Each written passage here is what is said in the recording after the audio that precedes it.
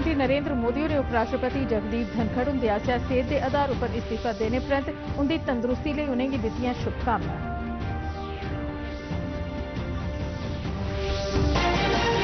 संसद च विरोधी धड़े आसेआ ऑपरेशन सिंदूर ते बिहार मतदाता सूची के मामले पर रौला रप्पा पाए जाने कारण कार्रवाई कल्लै तोड़ी स्थगित।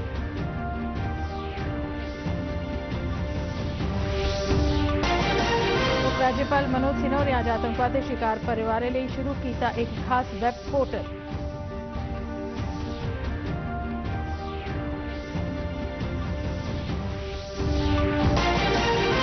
जम्मू सूबे च कल राती थमां होआ करदी भारी बरखे कारण सामान्य जनजीवन प्रभावित। प्रशासन ने लोगों की सोगा रोने की की अपील।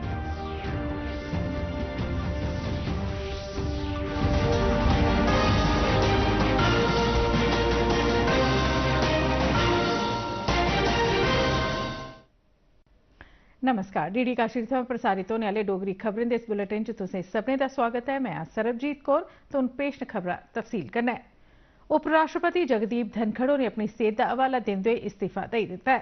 राष्ट्रपति द्रौपदी मुर्मू होरें गी लिखी दी एक चिट्ठी च जगदीप धनखड़ होरें आखेआ जे सेहत गी प्राथमिकता दिंदे होई ते कन्नै डाक्टरें दी सलाह दा पालन करदे होई उनें फौरी तौर पर भारत के उपराष्ट्रपति दे ओहदे थमां इस्तीफा देई दित्ता है। उन्हें अपने कार्यकाल दौरान राष्ट्रपति हुंदी तरफा हासल सहयोग के समर्थन लिए आभार प्रकट किया है। जगदीप धनखड़ होरें प्रधानमंत्री नरेंद्र मोदी ते उनके मंत्रिमंडल का भी आभार जताया है। has conveyed the resignation of Vice President of India, Shri Jagdeep Dhankad, under Article 67A of the Constitution with immediate effect. उपराष्ट्रपति जगदीप धनखड़ हुंदे आसेआ अपनी सेहत की ध्याना च रखदे होई कल अपने ओहदे थमां इस्तीफा देने परैंत प्रधानमंत्री नरेंद्र मोदी होरें उनकी तंदुरुस्ती लिए शुभकामनां दित्तियां। अपने एक सोशल मीडिया पोस्ट च प्रधानमंत्री मोदी होरें आखेआ जे जगदीप धनखड़ होरें गी मुल्खा दी सेवा करने लिए बक्ख-बक्ख ओहदें पर जिंदे च उपराष्ट्रपति का ओहदा भी शामिल है कम्म करने का मौका हासल होआ।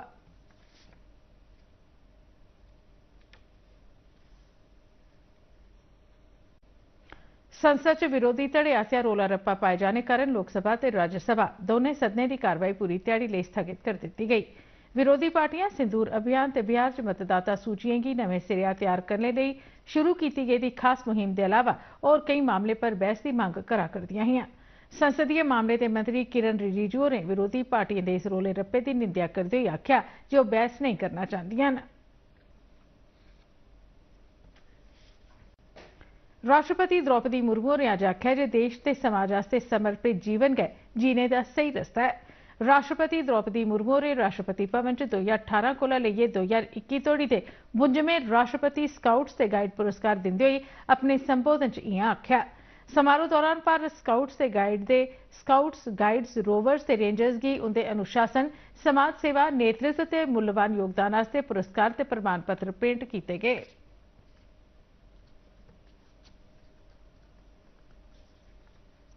आप हम लोगों के सामने बता रहे थे कि 65 लाख स्काउट एंड गाइड्स अभी तो आपका फैमिली बने हैं। इन फ्यूचर आप इस दायरा को बढ़ाना चाहते हैं, बहुत अच्छी चीज है। भारत में ही धरती को माता कहा जाता है। वो एक्चुअली में ये स्काउट एंड गाइड उसको फॉलो करते हैं। भारतीय सेना ने एक शानदार उपलब्धि हासिल करते हुए अपाचे हेलीकॉप्टर की पहली खेप की अमरीका थमां अज हासिल किया। आधुनिक युद्ध कौशल से हमला करने की भारी शक्ति के कारण नवीं तकनीक कन्नै बने दे इन्हें हेलीकॉप्टरों की हवाई टैंक आख्या जाता है। इंजीनियरिंग का चमत्कार खोने वाले हेलीकॉप्टर आधुनिक हथियारें सेंसरें ते हर चाली के मौसमी हालात हमला करने च पूरी चाली सक्षम न। इंदे कन्नै भारतीय सेना की युद्ध की क्षमता च भी बाद्धा होग। भारतीय अंतरिक्ष अनुसंधान संगठन इसरो इस महीने की 30 तरीक की संझा 4 बजे श्रीहरिकोटा थमां अमरीकी एजेंसी नासा कन्नै संयुक्त रूप से विकसित किए गए निसार भू अवलोकन उपग्रह यानी अर्थ ऑब्जर्वेशन सैटेलाइट का प्रक्षेपण करोग। GLSV F6 heavy lift rocket इस उपग्रह की 743 किलोमीटर दूर सूरज की कक्षा से स्थापित करोग। निसार उपग्रह हर 12 ध्याड़े च पूरे विश्व की स्कैन करोग ते सारे मौसमें ते दिन रात का हाई रेजोल्यूशन डाटा उपलब्ध करग।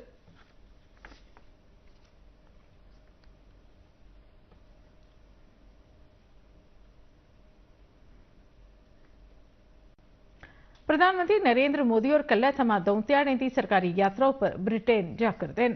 अपनी 2 रोजा यात्रा दौरान प्रधानमंत्री और ब्रिटेन के प्रधानमंत्री कीर स्टामर हुंदे कन्नै गल्लबात करङन ते किंग चार्ल्स तृतीय कन्नै मलाटी करङन।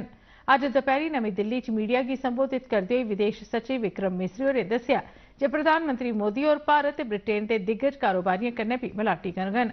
उनें आखेआ जे प्रधानमंत्री हुंदा ब्रिटेन दा चौथा दौरा है। विदेश सचिव होरें आखेआ जे एह यात्रा दोनें नेताएं गी भारत ब्रिटेन बश्कार दपक्खी सरबंधें दे सभनें पहलुएं दी समीक्षा करने ते इनेंगी होर मजबूत करने दा मौका देग। दवैं नेता खेतरी ते वैश्विक महत्व आह्ले मुद्दें पर विचार बटांदरा भी करङन। King Charles III. There is also during the visit interaction that is planned with business leaders both from India and the United Kingdom. This will be Prime Minister's 4th visit to the United Kingdom since assuming office. He has visited previously in 2015 and 2018, and he was there in 2021 for the COP26 summit in Glasgow. आतंकवाद के पीड़ितें की एक संस्थागत सहायता उपलब्ध कराने लिए की जाने वाली एक महत्व वाली कार्रवाई तहत उपराज्यपाल मनोज सिन्हा होरें अज्ज जम्मू कश्मीर च आतंकवाद थमां पीड़ित परिवारें लिए समर्पित एक वैब पोर्टल शुरू किया है। इस मौके पर बोलते हुए उपराज्यपाल होरें आखेआ जे इस पहलकदमी कन्नै राहत सहायता देने, मुआवजे के तौर पर नियुक्तियां देने ते होर दुए सहायता सरबंधी फार्म वगैरह भरने वाली प्रक्रियाएं च तेजी औग। NIC दी सहायता कन्नै गृह विभाग आसेआ तैयार किया गेदा यह वैब पोर्टल एक केंद्री प्लेटफॉर्म के तौर पर कम्म करोग, जेहदे च आतंकवाद थमां प्रभावित परिवारें का जिलावार डाटा व्यापक रूप कन्नै किट्ठा किया गेदा होग। जम्मू ते कश्मीर दोनें डिवीजनें च डिवीजनल कमिश्नरें दे दफ्तरै च मुफ्त सहायता नंबर भी उपलब्ध करवाए जा करदे न तां जे रजिस्ट्रेशन की सुविधा ते बकाया दावें उप्पर कम्म कीता जाई सकै। जम्मू डिवीजन लई नंबर है 0191 247 8995 ते कश्मीर डिवीजन लई नंबर है 0194 248 7777। मौसम विभाग ने जम्मू कश्मीर च अगले 24 घंटे दौरान कठुआ, सांबा, उधमपुर, डोडा, किश्तवाड़, रामबन, रियासी, जम्मू, राजौरी, पुंछ, बारामूला ते अनंतनाग सने 12 जिलें च हल्के थमां भारी आड़ औने दे जोखम की चेतावनी जारी की है। जिला आपदा प्रबंधन अधिकारियों की तयशुदा नियम कायदें के तहत जरूरी एहतियात ते उपाऽ करने लई आखेआ गया है तां जे आम लोकें गी कुसै भी चाल्ली दी परेशानी जां जोखम थमां बचाया जाई सकै। अगेत्री जानकारी मौसम विभाग की वैबसाइट उप्पर लैती जाई सकती है।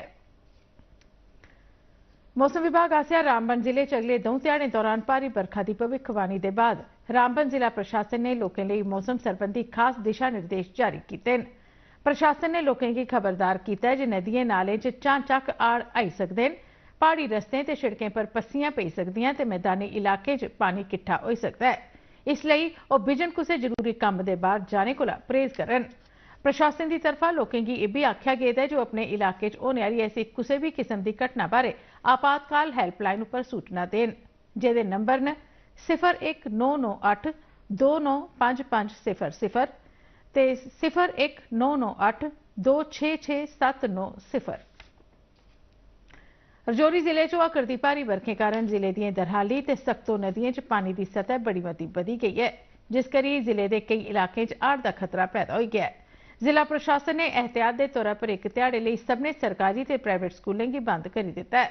अधिकारियों आख्या जे हेठले इलाकें च कई थारें पानी किट्ठा हो जाने परंत सामान्य जनजीवन प्रभावित होया है।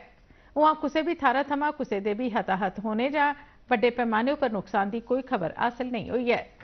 बहुत ज्यादा हो रही है। जम्मू जाने वाली गाड़ी राजौरी से पुंछ एरिया में बीती रात से राजौरी जिला में हो रही बारिश की वजह से लोगों की मुश्किलें बढ़ रही है। इस वक्त मैं मनवर नदी के नजदीक हूँ, जहाँ आप देख सकते हैं किस तरह से नदी का जलस्तर जो है वो बढ़ा हुआ है और राजौरी के अलग अलग एरिया से में लोगों की मुश्किलें जो है वो काफी बढ़ रही हैं। जो राजौरी पुंछ राजमार्ग है वो भी प्रभावित हुआ है और जिला प्रशासन की तरफ से एडवाइजरी जारी की गई है। जिला प्रशासन की तरफ से आदेश दिया गया है कि राजौरी के तमाम सरकारी और गैर सरकारी स्कूल अगले आदेश तक बंद रहेंगे। दूरदर्शन न्यूज के लिए राजौरी से शक्ति शर्मा। खित्ते च लगातार होआ करदी बरखा के चलते अधिकारियों चनाह दरिया के पानी के चढ़ते स्तर गी नियंत्रित करने वास्ते रियासी जिले च सलाल डैम के सब्बै गेट खोली दिते हैं। हालात की दिखते हुए डैम की सुरक्षा ते ढांचे की संभाल वास्ते डैम के अधिकारियों जिला प्रशासन कन्नै तालमेल करिए एहतियाती गैंई पुट्टियां न। अधिकारियों मकामी लोगों की दरिया के कंढे थमां दूर रौहने ते सुरक्षा आदेशों का पालन करने लिए एडवाइजरी जारी कीतियां। पूरे जम्मू कश्मीर च भारी बरखा पौने करी चनाह दरिया च पानी का स्तर बड़ा मता बधी गेदा है, जिस करी बगलियार पनबिजली प्रोजेक्ट च पानी स्तर थमां उपर चढ़ी गेदा है। लेफ्टिनेंट गवर्नर मनोज सिन्हा होरें अमरनाथ यात्रा के कश्मीर स्थित नुनवन आधार कैंप ते चंदनवाड़ी का दौरा लाइए यात्रा लई कीते गेदे प्रबंधों का जायजा लैता। इस दौरान उन्हें यात्रुओं की दी जा रही सहूलतें, सुरक्षा ते सेवाएं का मूल्यांकन किया। एदे पर संदोख प्रगट करते हुए लेफ्टिनेंट गवर्नर होरें सरबंधित अधिकारियों ते यात्रुओं कन्नै मलाटी की ते जानकारी हासिल की। इस दौरान लेफ्टिनेंट गवर्नर होरें मेडिकल इकाइयों, लंगरें, स्वच्छता ते रिहाइश लई दित्ती गेदी सहूलतें का भी जायजा लैता ते अधिकारियों की हिदायत दी जे मौसम की ध्यान च रखते हुए सोगे रौहन। अमरनाथ यात्रा जिस बरे बड़ी मती गिनतरी च श्रद्धालु आवारदे न। इस महीने की 3 तरीक थमां शुरू हुई इस यात्रा के पहले 19 ध्याड़ें दौरान 3,21,000 कोला बद्ध यात्रु बाबा बर्फानी के दर्शनें लई आई चुके हैं। अज मंगलवार जम्मू थमां 3,536 श्रद्धालुओं का एक होर काफिला कश्मीर लई रवाना हुआ। सरकारी अधिकारियों मुजब यात्रा के जम्मू स्थित भगवती नगर आधार कैंप थमां यह यात्रु कल कश्मीर थमां अपनी अगड़ी यात्रा शुरू करङन। इस दौरान यात्रा की सुरक्षा लिए तैनात फौज, BSF, CRPF, SSB ते जम्मू कश्मीर पुलिस की और मजबूती देने लिए केंद्रीय सुरक्षा बलें दियां बाद्धू 180 कंपनियां तैनात की गईयां। इनके अलावा फौज की तरफा पूरे रस्ते थारे थारे पर 8,000 खास कमांडो भी तैनात किए गए हैं। आतंकवादियों आसेआ अपनी मदद लिए ओवरग्राउंड वर्करें की थार ड्रोन इस्तेमाल किए जाने, खास तौर पर पहाड़ी इलाकें इस्तेमाल किए जाने बारे हासिल खबरें पर अपनी प्रतिक्रिया दिंदे हुए डोडा के SSP संदीप मेहता होरें आख्या जे पहाड़ी इलाकें तैनात सुरक्षा बल इस स्थिति जेकर बाधा होंदा तां उहदे कन्नै निबड़ने लई पूरी चाल्ली तैयार न।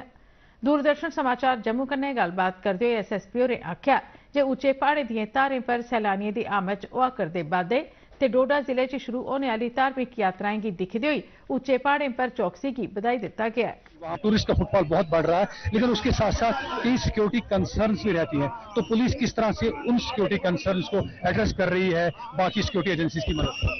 भीड़ जो है निरंतर बढ़ती जा रही है और ऐसी भीड़ को जो है वो और ऐसे जहाँ पे इतना समागम हो, इतने लोग यहाँ पे इकट्ठा हो, हमारे इंतजामात भी जो है वो वैसे होते हैं। इनके साथ साथ हमने इंडियन आर्मी से भी रिक्वेस्ट की थी, जो पीक्स आप यहाँ पे देख रहे हैं, ये सारी पीक्स पे जो है उन्होंने कवर किया हुआ है और कोई भी जो है बैड इंसिडेंट ना हो जाए, तो उस चीज को कवर अप करने के लिए हमारी सिक्योरिटी एजेंसीज जो तैयार हैं। जम्मू स्मार्ट सिटी लिमिटेड के CEO देवांश यादव होरें अज अफसरा रोड हाई स्ट्रीट पर चला रहे विकास कम्में का जायजा लेने लिए उत्थों का दौरा लाया। इस मौके पर उनके कन्नै additional CEO Subhash Mehta, project के डायरैक्टर सुनील ठुसू ते और दुए सीनियर अधिकारी भी मौजूद है। इस पूरी टीम ने उत्थे जारी विकास प्रोजेक्ट का आकलन भी किया। सरकार ने ई-व्यापार प्लेटफॉर्में की दिशा निर्देश जारी किए जो इस गल्ला की यकीनी बनाने लिए जरूरी गैंई पुट्टन जे उनके प्लेटफॉर्म तो धोखाधड़ी ते गैर कानूनी व्यापार च शामिल नहीं होन। उपभोक्ता मामले, खुराक सप्लाई ते सार्वजनिक बंड मंत्रालय ने इन्हें प्लेटफॉर्में की आग्रह किया है जो शक शुबा आले तौर तरीकें की खत्म करने लिए सेल्फ ऑडिट करन। शक शुबा आले तौर तरीकें च कीमतें की घट करिए दसना, छप्पे गुज्जे प्रचार करना, शर्तां लाना ते कुसै चीज बारे उतावलापन दसना शामिल है। मौसम विभाग की सूचना मुजब जम्मू च पिछले 24 घंटे दौरान बदोबद तापमान 27.3 डिग्री सैल्सियस जिसले कि कल राती का घट्टो घट्ट तापमान 23.1 डिग्री सैल्सियस दर्ज किया गया। तो उस खबरें का बुलेटिन साढ़े YouTube channel www.youtube.com/dd News Jammu पर भी दिखी सकते हो। एदे अलावा तो साढ़ा चैनल YouTube के QR कोड की स्कैन करिए भी दिखी सकते हो। खबरें दे इस बुलेटिन च बस इन्ना गै, दिओ इजाजत, नमस्कार।